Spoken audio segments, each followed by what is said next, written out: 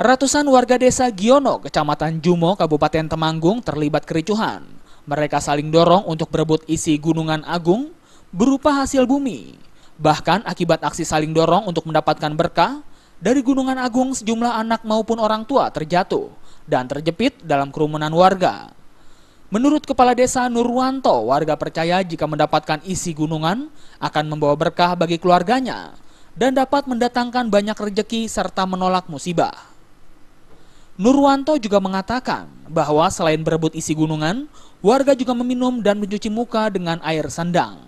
Acara ini juga merupakan wujud syukur atas berkat air melimpah dari sumber air yang berada di desanya. Masyarakat Giono merasa syukur kepada Tuhan Yang Maha Esa bahwasanya di desa Giono ada sendang yang namanya Sendang Ayu Bong Gede, sehingga bisa dimanfaatkan seluruh lapisan masyarakat Giono, baik dalam musim kemarau apalagi pada musim penghujan. Otomatis wilayah Giono akan melimpah ruah tentang.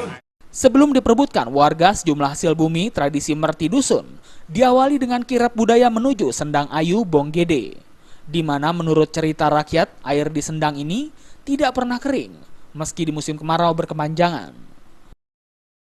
Dari Temanggung, Jawa Tengah, Firman Eko Handi melaporkan.